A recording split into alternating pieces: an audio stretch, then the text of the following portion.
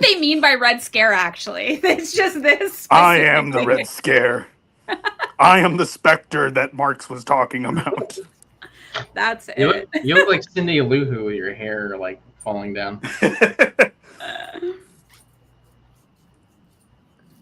like I'm turning on my computer. One of you guys has feedback. Yeah, it's probably me. Oh, you better fix it, champ. I'm gonna fix it. Watch this. And there it's gone.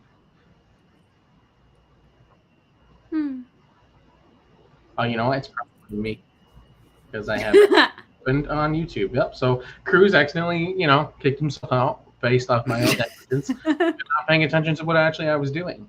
Hi everyone. Hello. Welcome to yet another super duper professional episode that is the Collective Podcast. Cruz, who was look at me. My fault. I was here on time. And you were. No one can prove otherwise. We definitely did not just, wait for Cruz for 30 minutes. Don't look at the chat. Madeline won't rat us out. All right, Red Scare time. There we go. Nice. Oh my goodness gracious, Madeline Pendleton, Madeline Pendleton. What was the other one we came to when we were making names for the pens based off Madeline's name? The Madeline Pendleton was Madeline Pendleton. Wow. Yeah, that's pretty good. I like it. It sounds like a founding father, but also a pen. Yeah, that's important to me. I don't know if we want to be a founding father, but No, I radically changed my politics overnight now, and okay, so this is breaking news. Okay. Breaking news: Madeline Pendleton no longer a communist. I am now a reactionary conservative. Yes. Based off the events that happened 11 days ago, Madeline has decided that they value.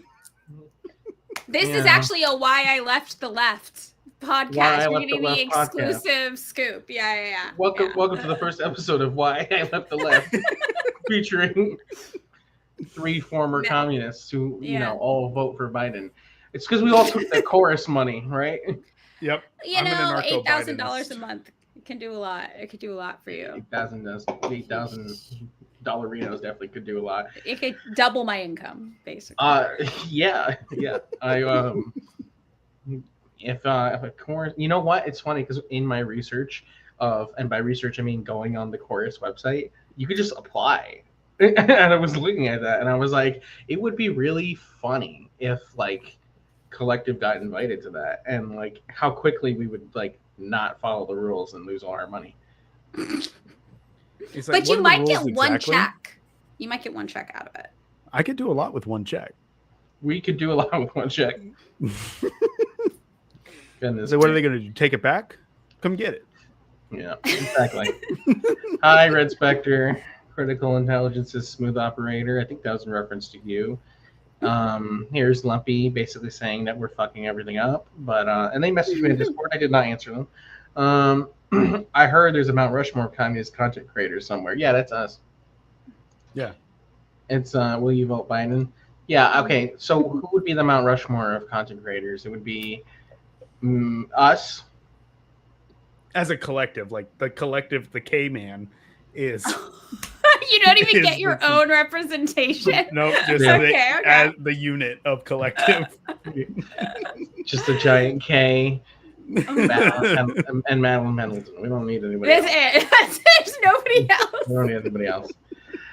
So we came here to yap haphazardly because at the end of August, an article came out on Wired, basically straight up pulling the rug out on liberals and so-called progressive content creators on TikTok and on YouTube, basically saying that these people are taking money from sketchy groups, not-for-profits, anywhere from a few $100s to over $8,000 a month in order to toe a political line that is in line with the Democratic Party in part of a conceited effort to basically get younger people to continue to vote and support the Democrats. Now, the reason that shouldn't be surprising to anybody, but it may be surprising to Madeline Pendleton haters, because about a year ago, Madeline Pendleton got, you got into some hot water, as you always seem to be, because you basically said that, and people came after you, and they really didn't like that you said that. You came on our podcast, and we discussed it, and here we are coming full circle, because that's essentially, you were proven right, and you were vindicated. Yeah. I mean, the funny thing is that like 2 weeks after I said this, which for anybody who doesn't remember, the reason this all happened is because some ne'er-do-well intern grossly misunderstood my politics and tried to offer me like $13,500 to make videos about how awesome the Democratic Party was leading up to the 2024 election. And I turned it down because I was like, no, but didn't think anything of it until I started to see other content creators on TikTok basically performing the pitch briefs I had received without disclosing they were doing paid ads. So I made a video being like, hey, a lot of this content you see, if you've seen like a huge switch up out of nowhere where it seems like all these leftists who were like no to Joe Biden are now suddenly riding hard for Kamala Harris and the Democrats, they're probably getting paid and not telling you, because I received pitch briefs like this and they offered me a lot of money. And these people are basically doing the same thing in the pitch briefs I received.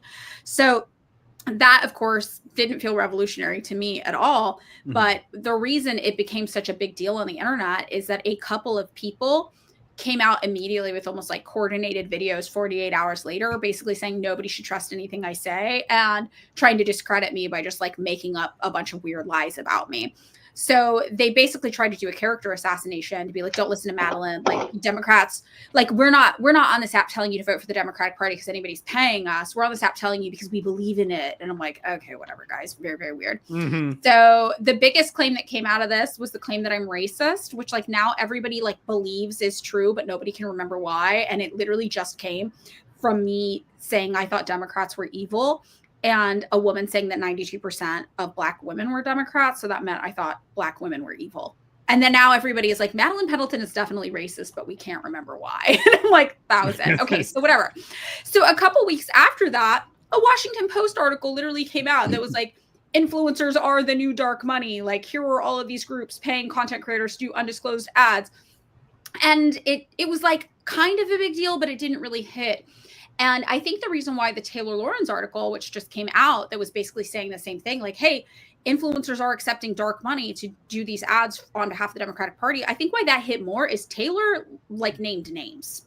She was like, here are the content creators doing that. Whereas before the Washington Post article, they were like, we talked to a few people, but basically anybody who didn't want to be on record didn't have to. Well, Taylor Lorenz was just like, I don't care if you want to be on record or not. I have your name and here are the people doing it. And the reason this was relevant to me in particular is that it specifically named the woman who had started the smear campaign against me back when I kind of revealed this. And the reason that was relevant is because this woman swore up and down that she was not making this content because she was paid, that she would not be making paid ad content for the Democratic Party, that wasn't her thing. And she's named in this ad as being somebody in negotiations for their top highest paid category. And her name's Elizabeth Booker Houston. So for me, this was a real personal redemption moment, because the two people who started the smear campaign against me when I tried to talk about this were her, who we now have confirmation she does do paid ads on behalf of the Democratic Party. She is open to this type of deceitful paid influencing. And the second one is Too Raw, Too Real, who literally, that one's such a joke. He literally posts pictures and videos of himself in the White House next to Joe Biden and Kamala Harris, like teaching her how to do dances and stuff. So these are people who are obviously like paid assets to the Democratic Party. But yeah, I think the reason the Taylor Lorenz article hit so hard is that, like, one, it was mostly TikTok focused, and two, it named names and like names of people that people recognized and knew. These aren't like people with 15,000 followers. These are people with millions of followers. Yeah. And I think that's really why people started to pay attention to it in an interesting way. And timing. I think a lot of things are just timing. People were in a position where they were ready to really hear it. And maybe the Washington Post article in October that said basically the same thing, they weren't. But yeah, pretty interesting. So what was the response? Because I didn't see when you had pointed out this article, did any of those people like come out and apologize, or did they double down against you? Everybody has doubled down. Every single person has doubled down. like Elizabeth Booker Houston made a video saying not only was I still racist, but also Taylor Lorenz was racist for writing the article. It's absolutely wild. She was hanging out with communists. I don't know what that's all about. That's pretty interesting. But yeah, so I mean, I think like the main thing that this kind of proves is that a lot of political influencers on the internet are just doing whatever they think is palatable and trendy with their audience. So when Joe Biden was in office, he's very easy to hate, right? It's very easy to hate Joe Biden. So it was like socially acceptable to be a leftist that critiqued the Democratic Party a little bit. But then they brought in Kamala Harris and it became a little muddier. If you were actually a liberal who like was very invested in identity politics, Kamala Harris presented a problem for you with your audience base, right? You can't make fun of Kamala Harris the same way you can make fun of Joe Biden. Like it doesn't land. It's not the same. And so I think that's really when people started seeing that shift. So yeah, nobody apologized. People doubled down. All of the Chorus content creators, because what people should know too is that Chorus is just one organization that's doing this with content creators. The people who pitched me money, they were called Vocal Media. The Washington Post article named 2 totally different organizations doing this. So these companies work as contractors for various parts of the Democratic Party, connecting their campaign messaging with content creators. They're like middlemen. So for example, Vocal Media was offering to pay me through funding from the DCCC, which is the Congressional Democrats, right? So there's all these different groups doing this. And yeah, nobody apologized when they were called out. Everybody doubled down. People tried to normalize the behavior. They were like, well, of course we're doing this. Everybody's doing this. It's not a big deal. People tried to downplay it. People tried to claim that it wasn't actually altering or influencing the messaging that they were giving. They were like, this is messaging I would just be doing anyway. And the thing that's really disturbing to me is I saw enough to know that was not true when I was offered the Vocal Media pitch. I noticed other content creators changing their messaging in real time to perform to these pitch briefs. So we know that's not true. They are definitely changing their messaging based on who is paying them, no matter how much they try to pretend otherwise. So yeah, basically all the Chorus content creators, when this went public, had like a full-blown meltdown many days. And I think they've really doubled down about being very publicly vocal about the fact that they are not leftists. They are full-blown liberals now, which at least they're being honest, you know? But it's been really interesting to watch happen.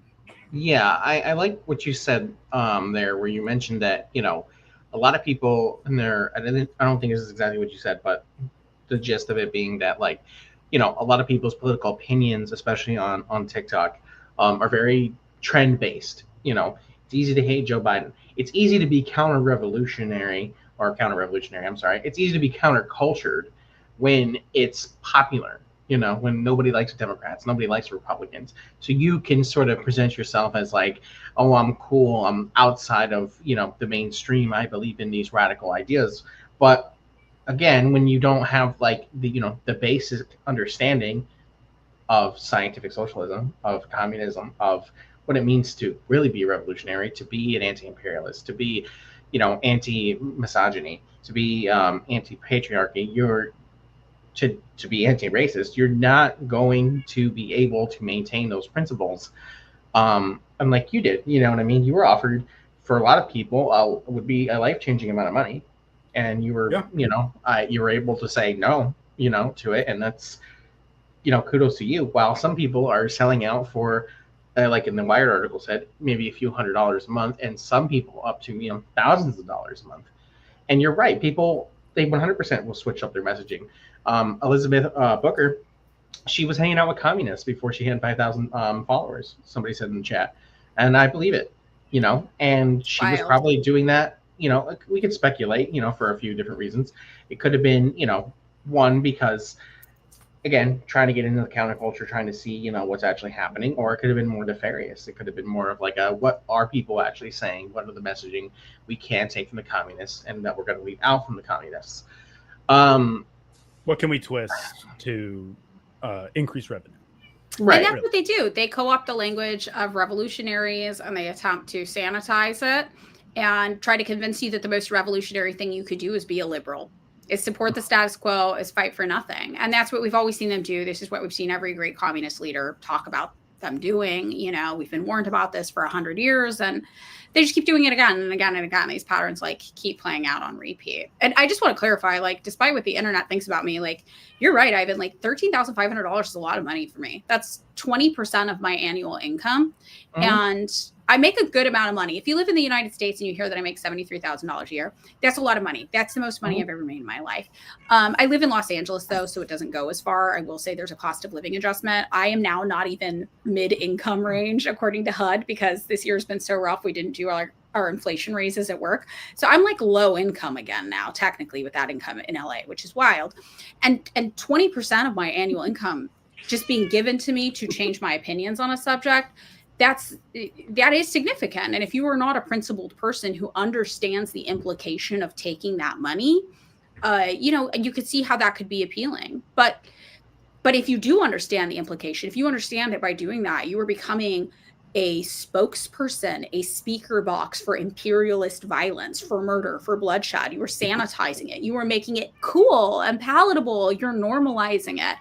Like, there's no way in good conscience you could do that. Like, I'm not going to normalize Holocaust. I'm not going to normalize eugenics. I'm not going to normalize Nazi shit for 20% of my annual income. There's no amount of money that can make me do that, to be perfectly frank, And right. I think that's really where we see the difference between people who talk the talk and walk the walk. And it's easy to talk the talk, especially like you said, Ivan, like when it's cool, when it's hip to be a leftist, yeah, it's easy to talk the talk. It's harder when your values actually get tested and you want to see where your loyalties lie. Do your loyalties lie with the vulnerable people or with fucking Joe Biden? I'd be like 20% my income. That's it. That's all you're offering. No, you need to give me like 5 years minimum for me to even pretend for one check. How much money can I? Go ahead. I'm a stupid joke. No. It's just, the thing is, like, for many people, like, okay, the things I think about where it's like, in what position would I have to be in to take that money? Like, if I was a chronically ill person, like if I was disabled, if I was like, I don't know if I'm going to get insulin, like these are all real factors that will play into this. But the ultimate irony is, from what I can tell on the Chorus website, the people who are comfortable taking that money were people who were already financially stable. Elizabeth Booker Houston's a lawyer. That's a lawyer. She's got stable income. She's solid, and she's the one selling out, right, her principles for more money.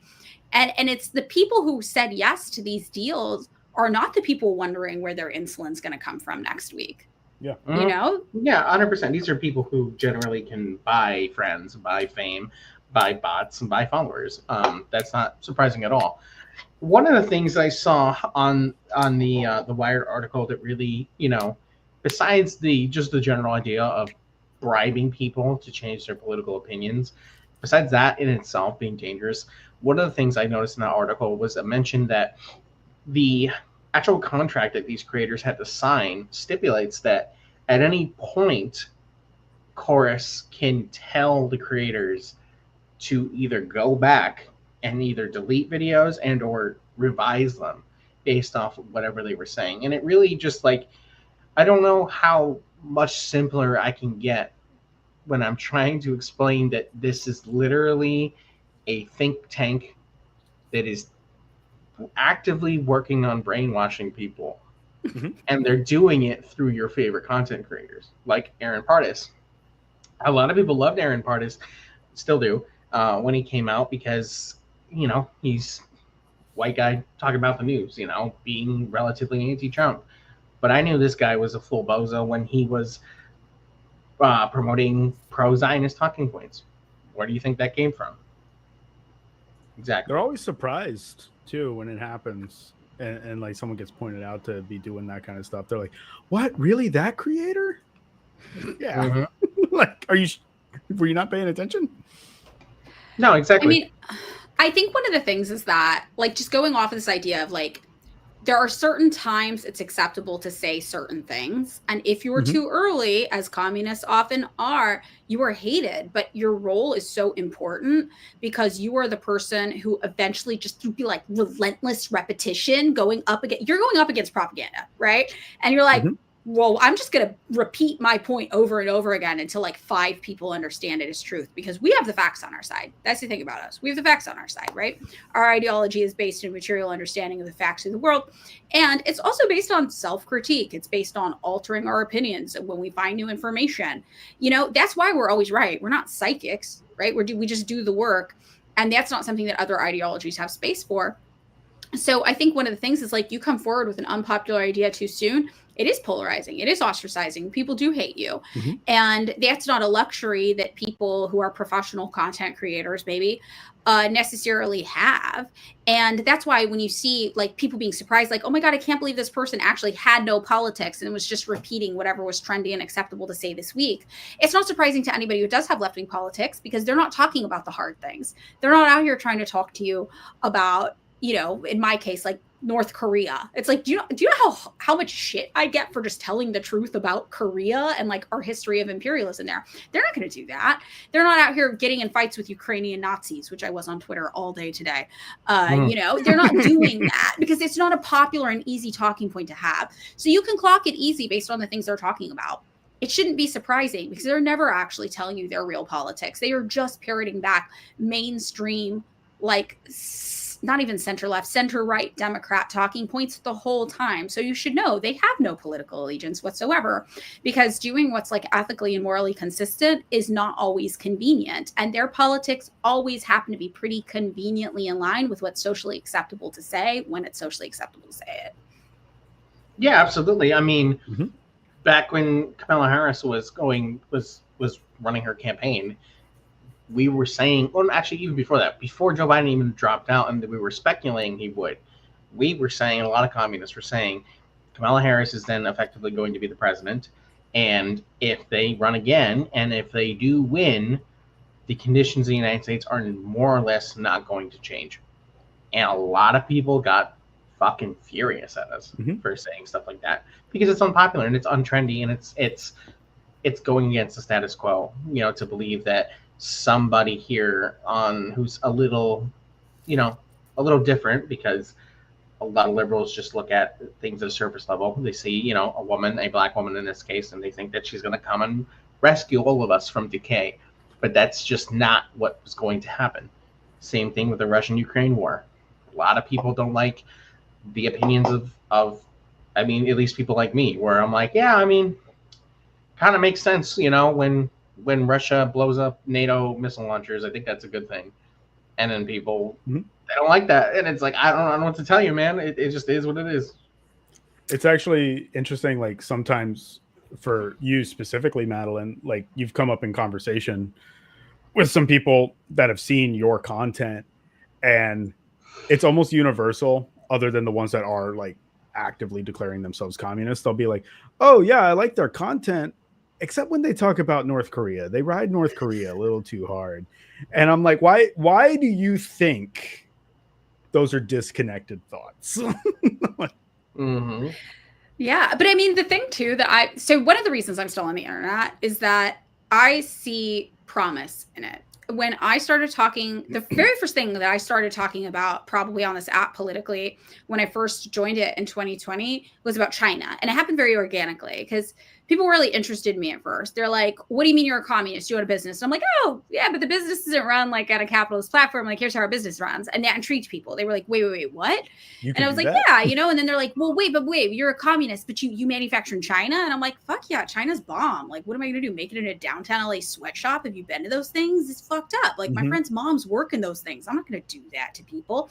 And they're like, wait, so but China isn't all sweatshops? And I'm like, no, they got all sorts of cool shit happening in China. So then organically, I started talking to people about what China was doing and like why I feel comfortable, you know, using Chinese labor and how that's, you know, not exactly an exploited labor base anymore at the hands of the United States kind of market the way it was up until maybe 2010, 2012, which is really when that started to change. And just through having these really organic conversations with people about the nature of China, at first, people were very resistant to it. And you heard all the talking points. China's a dictatorship. Winnie the Pooh's illegal in China because Xi Jinping's a dictator. And, you know, everybody in China is living in shacks and starving to death. I mean, you heard the wildest stuff about China coming out of these people's mouths. And I was just like persistent, consistent, and truthful. And, you know, presenting evidence, that's something I do a lot that a lot of people don't do. It's like, I'll give you the flashy talking points in the video you can sit through, but like, I've got all the links. I'll show you the evidence. I'll show you the facts because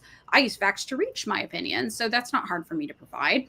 And I think just by like beating it over people's heads over and over and over and over again, I feel like we have seen in the past 5 years, the general public's perception of China shift, right? The average person might not love China, but they have to acknowledge China's doing better than the United States in most areas. The average person now, their opinion on China in 5 years has changed so dramatically. And with North Korea, the reason why I still do it is that I've been harping now on North Korea for like 2 years, a year and a half, maybe. Something like and that. in that time, I have seen people's general public ideas. When I just see them talk about North Korea in different videos that have nothing to do with me, I've noticed the shift. Now, instead of being like, North Korea is an evil shithole where everything's bad and, you know, it's a dictatorship and blah, blah, blah, blah, blah. People are like, well, we did bad things in Korea, but that doesn't excuse their government now. And I'm like, you know what? That's progress. Because I know 3 years from now, you're going to be saying the same stuff about North Korea you said about China. It's coming along. It's happening. Yeah. So I think one of the things that is promising, and the reason why I hit these points over and over and over again, is because you're combating propaganda, right? And the key to propaganda is the same key as in advertising: repetition, repetition, repetition. And you better bet that if the U.S. government is sitting there demonizing communists in other countries, also, I don't even know how liberals don't make this connection, but I'm like, you know, by your own value system, these countries are full of not white people, guys. Like, hey, maybe by your own value system, wouldn't you want to like check out what they've got going on if you're super into identity politics? But that never even registers because there's no like even consistency in their ideology, right? That's too high level. Yeah. Going too far. Yeah, but I'm like, by hitting it over and over again, you do get through to people a little bit. So I think that's why communists, it's really important that we do work to change the narrative. And it might feel hard and it might feel like a losing battle. But the more of us that there are together repeating these talking points until they become accepted as truth and normal, which they are the truth. Again, we have the facts on our side. You know, I think that's good. And I think that's important no matter how hard it is or how unpopular you are in the beginning. We're the only shot probably that the world has to counter the propaganda narratives. I think one of the things you can think of in that sense is like, as frustrating as it is to continuously have to go through these talking points, especially with every new person you meet, we kind of don't have the luxury to get frustrated as Marxists, as the supposed leaders of the charge against this propaganda. We can't afford to be frustrated, at least not that frequently. Yeah, I do have to say though, I definitely do get frustrated on TikTok. Oh, I know. We're human. We're only human. The repetition, but the thing is that what you're saying, it does make a lot of sense, and we do have to be steadfast in our repetition, even amongst ourselves. You know, we touched on this a little bit before the podcast started. You know, we were talking about how a couple weeks ago, everybody on either side of the aisle was going on and on about Comrade CJ's remarks about Burkina Faso, because Burkina Faso, the parliament had passed a law that is pretty inflammatory and pretty anti-LGBTQ, and everyone was discussing the nuances behind it. And it's like, my stance, and I think relatively collective stance, is like, listen, this is not a good bill. It's not a good law. This sucks. However, if you're coming here on this app as a propagandist, whether you realize it or not, that's what you're doing because you're speaking on these things with authority. People are going to take what you say and use it against you. So when you're saying and implying, and not even necessarily saying that CJ did this, but you know, just overall the people on the app, when you're implying things like maybe Ibrahim Traoré should be taken out, maybe the U.S. should do something, you're doing propaganda for the State Department. And we have to go back to our roots, to scientific socialism, to Marxist-Leninism, and look at actually what is happening and see that we are being victims of promoting imperial propaganda for the United States. Yeah. I mean, also the thing you have to remember, again, this is what I always come back to, like, the facts are on our side. Like, the facts are, number one, economic stability is the greatest precursor to social issue advancement. Like, countries are more likely to progress on social issues once they have achieved economic stability, because social issues, bigotry, bias, these things are usually imposed actually by colonial powers on these colonized places. They don't come from them from within.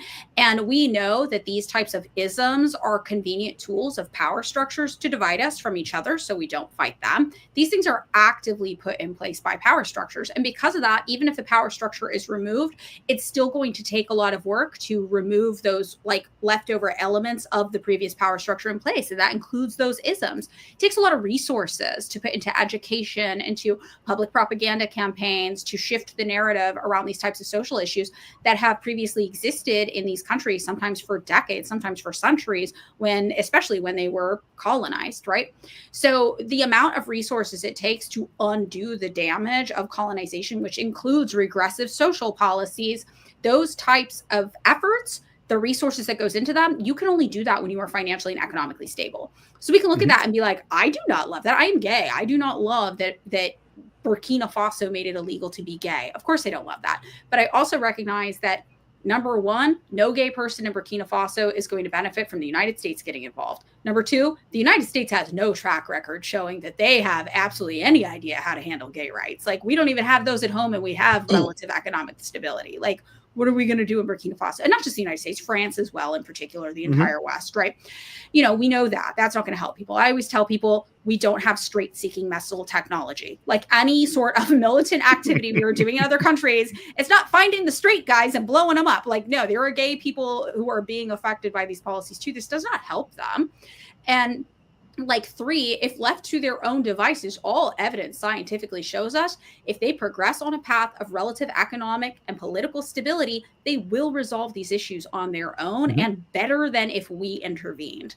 And I think that's like what people don't understand alongside that. And so again, like you guys were saying, the only utility to make that a talking point now, when most of the world is homophobic, if we are being perfectly honest. The only utility in talking about Burkina Faso and homophobia right now is to do State Department work for free. That is the only reason anybody is talking about Burkina Faso in particular, because they nationalized their gold. We would not be talking about them if they hadn't nationalized their gold.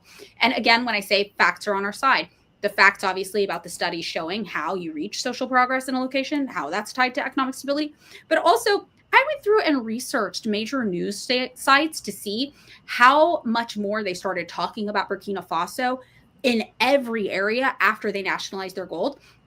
And the average thing I found was a 3-fold increase in mentions, anything about Burkina Faso, right? And this is after they nationalized their gold. Now, keep in mind, prior to them nationalizing their gold, they were in periods of great political instability. There were assassinations, there were coups, there were riots. There was a lot of newsworthy events happening. Now that they are relatively politically stable, why are we reporting the news on them 3 times as much? 3 times as often when less is happening. And it's because we're specifically trying to advance these political agendas that vilify them. So I think, like, if you understand both of those things in tandem, you understand that yeah, there's not utility in that conversation at this immediate moment. And you can have your feelings about it. We all have our feelings about it. I think we're all like, oh man, that's not cool. I don't love that. Yeah, it sucks. It sucks to see. It sucks. Yeah. Yeah. No, I was just going to say, yeah, it does suck to see. And, you know, I'm not saying don't criticize. I don't know why, you know, that seems to always be the talking point that people get. Critical support. It's critical support, man. You know, that it is what it is. What were you going to say, Cruz? I was just going to say, like, you know, Burkina Faso effectively had, if you imagine a knife in somebody, right? The colonial knife is removed. The wound still takes time to heal. And there's right ways to heal. There's wrong ways to heal. Ultimately, it's not, we don't live there. We can't tell them necessarily the right way and wrong way to heal. It's up to them to figure it out. Especially when there's like an active Gestapo literally kidnapping and killing people in the United States. Like, I don't know. Yeah, why, let's not pretend we don't have problems right now. Right. Like, I and then, like, as a Hispanic person, like, it's so infuriating that, like, everybody is just like, oh man, you know, ICE is kidnapping people and all they do is, you know, not that I would ever advocate for anything illegal, but, you know, we don't, you know, support when ICE is harassing someone in the street and then people are just there with their phones going, stop, and it's like, how many of these people are being taken away in the back of a van and are ending up in a mass grave? I mean, let's, like, be for real. was it 1,200 or 1,500 people are missing from Alligator Alcatraz. I think this is the thing I try to think about too. It's like my job as an American is not to do internal critiques of other countries' governments. My job as an American is to handle my government first, right? And that would be true, I think, no matter where I lived, but especially because I live in the United States of America. Like, I think we have enough problems here to start with. And I think, look, if a communist from Burkina Faso wants to go on the internet and talk about the problems they have with their own government, more power to them. I'm going to focus on my backyard, and I will never run out of material.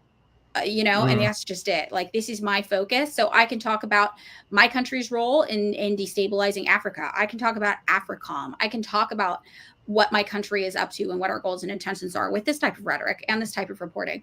If someone else wants to pick up and talk about what's going on in their country, more power to them. But I'm going to focus on what I know and like my wheelhouse and what's around me and what's happening in real time every day. And that's the same thing kind of when we were talking about Nepal. Everyone was talking about Nepal on the internet. And I think Nepal, there's still I've seen two narratives from communists kind of emerge, like, oh, it's a color revolution. And other people are like, well, the government was revisionist. And I'm like, okay, well, my job is not to offer an internal critique of Nepal, right? I'm not there. But my job, I can say for certain, we know the National Endowment for Democracy funneled a lot of money. The CIA's NGO funneled a lot of money into Nepal. And we know for certain that this had a lot to do with their internet regulations, right? There are certain things we know for certain as Americans that it's comfortable for me to talk about as an American and critique. And, again, if you even stick to that as an American communist, you will never run out of material. Yeah. Yeah. If we run out of material, it means our job is done. It means something happened that was good. Right. So I think that's a good segue then into this new phase that TikTok is going to go through. So they're talking about now how TikTok is going to be essentially divvied up between a number of companies, where ByteDance will now own, I think, less than 20% of TikTok. Most of the company will be owned by Oracle. The data will now be stored in the United States. Well, I believe it already was actually, but now it's the government's going to have, basically access to it.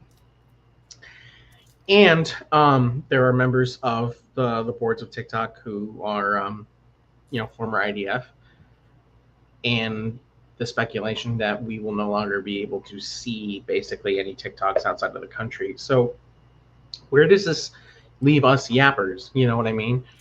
Do we, the yapping in the theme of repetition, right? To maintain the yapping industrial complex.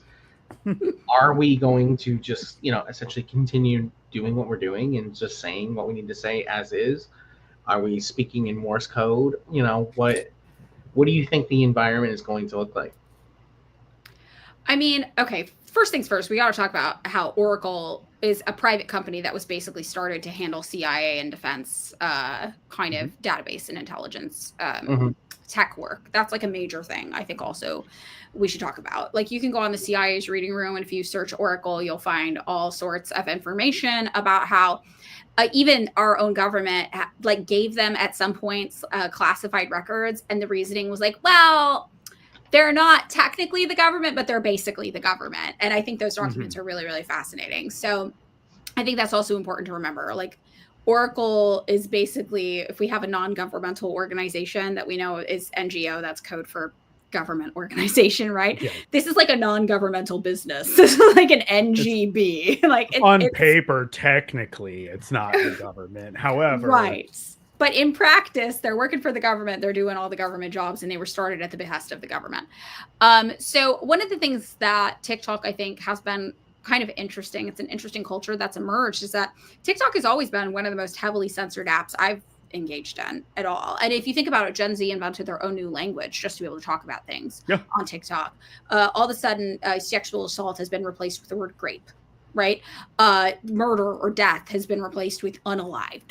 And it's like these very hot topics that should not, according to TikTok's terms of service, be allowed to be discussed. People found ways around. And one of the interesting things I think too is that when Israel and Palestine started happening and all these kids started learning more about what was going on there, and they were horrified by what they learned, a lot of older people were like, well, TikTok is pushing them pro-Palestinian content.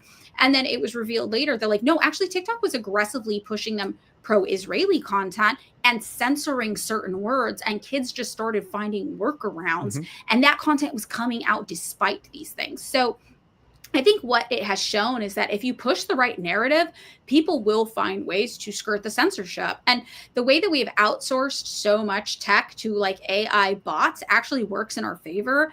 In this thing, they kind of shot themselves in the foot because the AI bots aren't learning fast enough that these words have been replaced with very common everyday words, right? That are harder to censor. Like, okay, sure, you can censor pornography. Are you really going to censor the word corn off of your entire app? Nobody's allowed to talk about corn. No, you're not, right? So I think that what that has kind of shown me is that even if censorship gets more and more and more restrictive, for the general population, those kids will find a way to talk about issues they want to talk about, even if it means inventing a whole new language to do it. Like, they will. But this goes back to what we were kind of talking about. Our narratives are on the fringes a lot of times. We're too early. We're too right too early, right? So always. Our narratives aren't popular. So how do we find ways to kind of advance the ideas when we don't have the benefit of a collective groupthink new language emerging that everybody understands? And I think for me personally, I have already tried to censor some of my content, and that I will couch things in lib speak a lot, because my goal is to convert liberals. A lot of communists are like, I'm not wasting my time on liberals. I respect that. I understand that. I am wasting all my time on liberals. I am the what else am I doing? I am the I can fix them of liberals. I'm like, no, I think there's something in there I can work with. So a lot of, for me, I've already tried taking these ideas and couching them in lib speak. Like the thing about being like, okay, well, Uyghur genocide. Take a look at this map of all of the countries that support China and all of the countries that support the United States on this narrative. What do you see? Do you see, for example, that the majority of the countries backing the West's perspective on this are white Western countries? Those are white people telling you this. And if you look at the countries supporting China, those are Muslim countries. So do you want to side with the brown Muslims, or do you want to side with the white Donald Trump evangelical Christian freakazoids out here in the Western world? Pick one. And that's a way of taking that idea and couching it in lib speak. You're couching it in a language people understand that gets through to them. And I think those kinds of rhetorical tools, we already kind of instinctively do. We have these conversations with people every day. We figure out what lands and what doesn't land. We tweak our argument and our pitch a little bit, because our goal is to be effective communicators. We want to talk to the masses.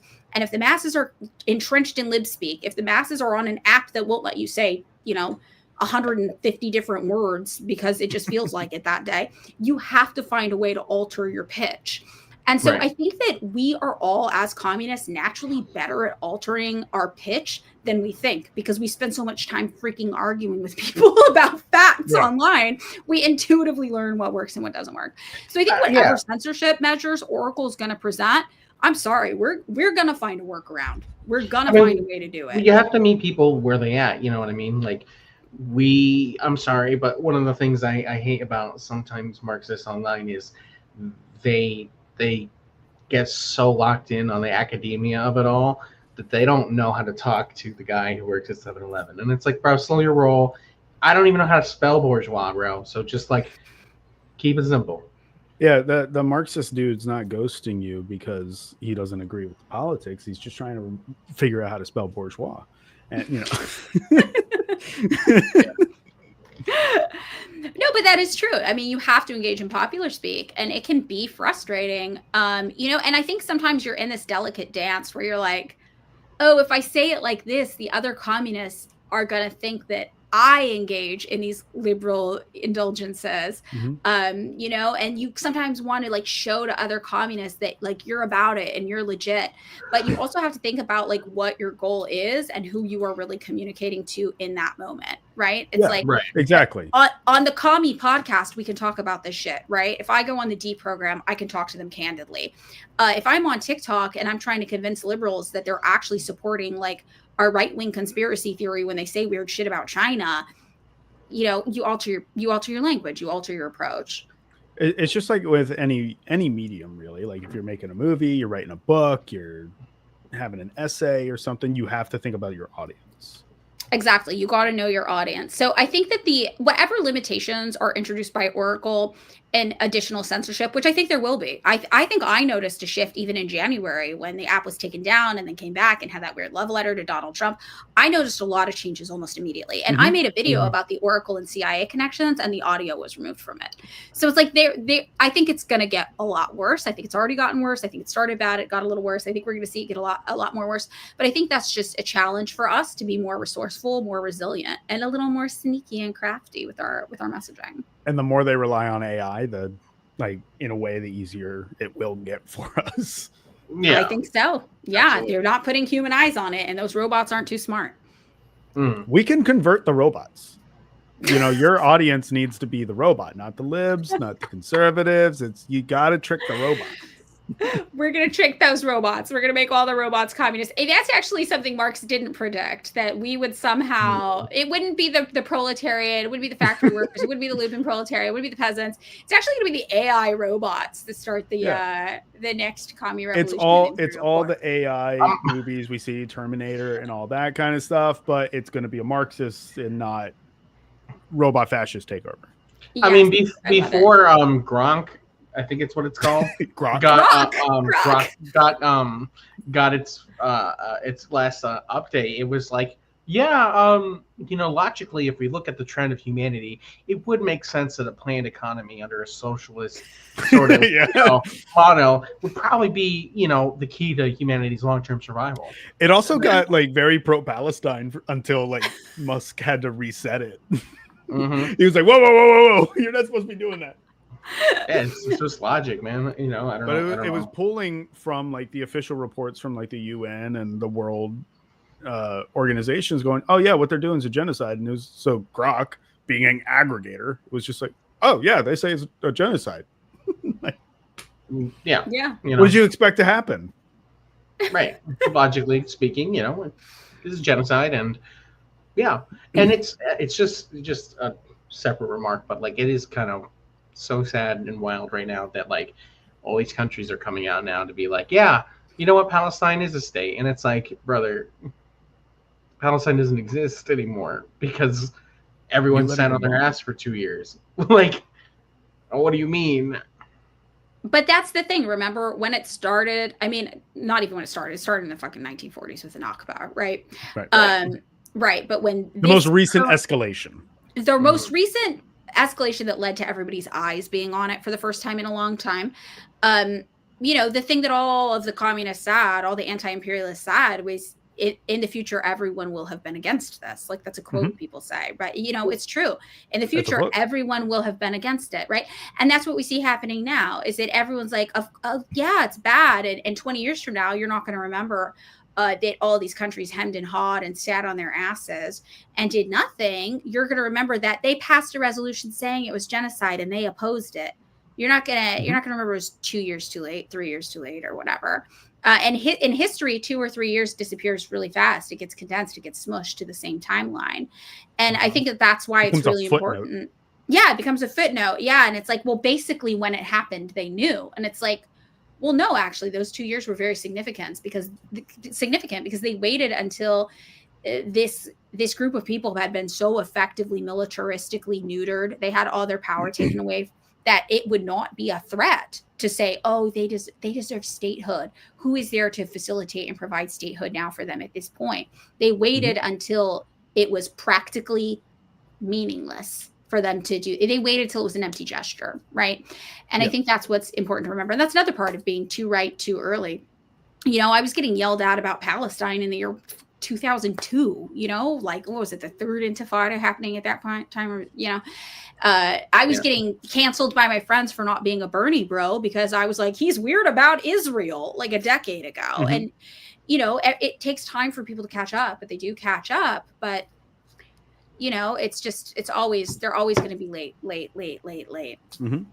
Everyone develops at different rates and becomes politically aware at different rates. I myself, I would say in 2015, 2016, I wasn't very well educated, so I would have called myself a Bernie bro. And you have to go, okay, would you have just thrown me away? Probably. The way some of y'all talk, you would have just thrown me away. But now here I am, the CEO of communism. Like, what do you like? I forgot that was your name. Yeah. But it's true. And this is the thing I always say about the democratic socialists. Like, they're annoying to us for sure. They are an entry point into left-wing thought. A lot of people who are communists today were radicalized by Bernie Sanders, by AOC, and specifically by being let down by those people. And we see the same thing happening with, like, I think, Zoran Mamdani, which apparently I don't say his name right. I can't pronounce anything apparently. And whatever. How is his name pronounced? I don't know. I thought you pronounced it correct. I honestly thought that's how it was pronounced. Yeah. Okay. Well, congrats. You guys are both racist now too. So I mean, look at me. Well, we have you on the pod, so I mean, by extension, you know what I mean. Ignore Nazi apologia, basically. Yeah. I do want to say, just as a side note, it is kind of impressive. Like, okay, so I've been fighting with the Ukrainian Nazis on Twitter all day, and I will literally ask them point blank, like, hey, this guy who collaborated with the Nazis, who wrote a letter to Hitler and was like, oh my God, Hitler, hey, I love what you're doing. Come to my country, do Hitler stuff. I've got a bunch of guys here who love you. Hitler, please. Hitler, please. I'll give you all my guys if you just come. And then Hitler was like, okay, I'll come visit. And then came, and then he was like, here's all my guys, we love you. Also, before you came, I handed out pamphlets that were like, our enemies are Jews and communists. And you ask these literal Nazis in Ukraine, like, hey, do you think that guy was a Nazi? And they're like, absolutely not. How dare you suggest that? And actually, you're a Nazi for saying it. I'm like, I don't know. How are they doing this flip? I'm picturing in my head where he's just like, Hitler, pull up, Hitler, bet. Literally, that was the letters. It was so wild. And I'm like, do you think this man who was like, I love Hitler, I hate Jews, let's kill the Jews, Hitler, come to Ukraine, do you think that man was a Nazi? And people are like, absolutely not. And username XX, I hate Jews. But that Cruz, that's gonna get clipped. That's getting clipped. Fucking do it. Do it. But that's the thing with the white people, right? Is like, since white people were invented, they are more offended by being called racist or being called a Nazi than actually doing racist and Nazi shit. It happens all the time, and this is where we're seeing sort of like this sort of right-wing civil war that's occurring right now between the Christian white nationalists and the Groypers, because the accusation is that, you know, which is a banned word on TikTok, by the way. Mr. CK got bamboozled by a Groyper, right? Whoopsie daisy.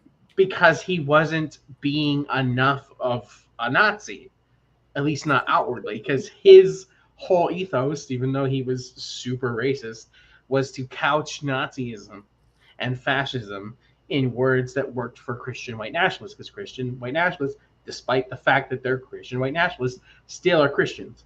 And fundamentally, somewhere in their belief core is that they believe that they are good people, right? So, especially with their generation, right? With their primary age group being, you know, more boomer age, their parents, their grandparents fighting in World War II, they have an understanding that, like, okay, so like my family fought the Nazis, now you're calling me a Nazi. But without the ideological framework, they're just simply offended at that sort of accusation. Yeah. Right? Exactly. I mean, and that's what they did, though, today. We saw the Democrats masterfully play that same thing out, where they're like during the election, when they were like, actually, if you don't support the woman doing ethnic cleansing, you're a racist. And you're like, the ethnic cleansing is the most racist thing a person could do. And it's like, no, but if you don't vote for her, you're doing racism. And they said, like, no. Yeah, it's so weird seeing that this works on people. Like, I literally have white supremacists in my replies on Twitter right now calling me Hitler. And I'm like, your guy did Hitler. Your guy was like, I heart Hitler. I mean, it's just crazy. I'm just sorry. I'm just like, no, wait. But again, so before you were late, Cruz, we were talking about how I wasn't late. What are you talking about? I was here on time. Profile picture on Facebook to the Rizzler, because that was the first thing that I could find. Because like there's like no evidence anymore about who I am on Facebook, besides the one picture I had of myself. And I'm doxing myself now again. But in like my home county, like where I grew up, my home county like newspaper posted a thing on Facebook. They were like hundreds in the XYZ area gather for Charlie Kirk vigil.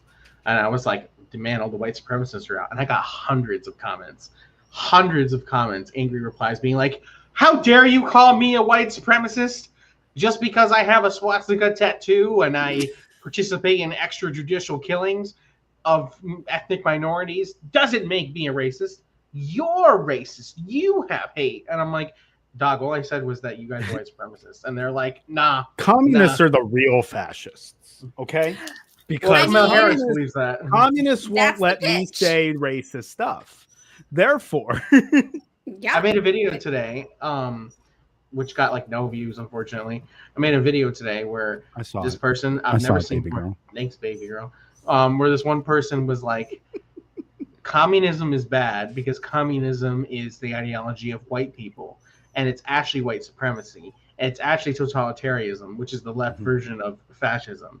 So therefore, anyone who says they're a communist, they're actually promoting white supremacy. And I'm like, yes, the white countries of China, Cuba, Vietnam, Burkina Faso, Angola, Laos. Nicaragua, Laos, El Salvador. the white. The white countries. Yeah, like, what are you talking about, bro? Like, oh my God. But like, and then today, Kamala Harris is like, yeah, Donald Trump is doing totalitarianism. He's doing a communism. And I'm like, these people they really have no idea. They really have no idea what they're talking about. They just hate communism so much. They hate it. I mean, I made a video talking about this where I was kind of like, wait, also, can you guys hear my dog whining at the door? Is that coming through for you? Okay, I'm going to let her in. Hold on just a second. Absolutely. She's really good at being annoying. You know, there's a clip Madeline from the Pendleton Simpsons. said her dog is annoying. Cancel it. Wow, canceled. Cancel. There's a clip from The Simpsons where Lisa like gives like a speech to everybody, and it's very much just socialism. And I think it's Mo, the bartender, and he's like, all of that sounds good unless it's socialism. And Lisa's like, well, you know, it does have some aspects of socialism. And then they all turn on her and try to kill her. Yeah, I mean, that's totally it. So I like the thing I was talking about in a video is I'm like, look, you need to understand that all of contemporary history is a battle between communists and fascists, and capitalists are in the middle going like, oh no, we profit off of fascism. We don't profit off of communism. But aligning yourself with fascism is a bad look. How do we deal with this? I know we try to tell everybody the communists are the fascists, and that's why we reject them. And it's like, that is literally like the last 70 years of human history. If you understand that is what's happening, like everything just makes sense. Everything makes sense. Yeah. And I think people also don't really understand, like, fascism is a specific political and economic system. Like, Mussolini developed a specific economic system along with his beliefs. And when I try to explain to people the difference between these, I'm like, okay, if you think about capitalism as private ownership of private businesses for private profit, and then you think, in its purest form, obviously we bastardize it because we flirt with fascism in our system. Communism is public ownership of business with public management for public profit, right? Shared profit. And then fascism is private ownership of business with private and government management for private and government profit. Like, that is how it breaks down. Like, that's the easiest way to understand these things. Like, fascism is the complete bastardization of capitalism, and we have elements of that. Obviously, here, our government and our private business are buddy handshake deals. And I think that, like, that's why when you really lay it out that way, you see that fascism is more closely related to capitalism. They have so much in common, and it's completely the opposite of what communism has to offer. But I think most people don't understand that because they really just think fascism is stuff I don't like. They don't understand that Mussolini literally developed an entire economic platform to go along with these beliefs. And, the economic platform was, if you don't make enough fiats, the military will come hold a gun to your head till you make enough fiats. It was not a great economic system, but that's what it was. It's very stressful.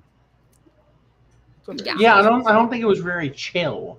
It's not chill. The vibes, honestly, off.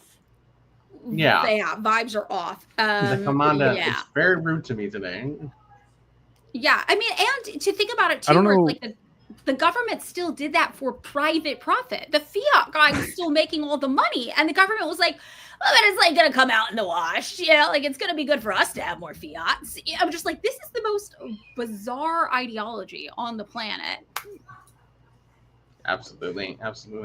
I don't know. What, Chris? I'm sorry. I don't know if you can hear, like your dog was whining at the door. I don't know if you can hear my roommates drunkenly outside the door going, "Hi, Madeline, Madeline, hi." Oh, Hi. I didn't hear that part. I just heard noise. That's like Fork. My goodness gracious. So What is cute. going on That's today? been wasted. Cruz, is that a long pillow on your bed, or is that a lion? It's a tiger. Like tiger thing. Yeah. Oh, It's a okay. tiger. I don't think I ever noticed that. It's a tiger. You should share it with us. No.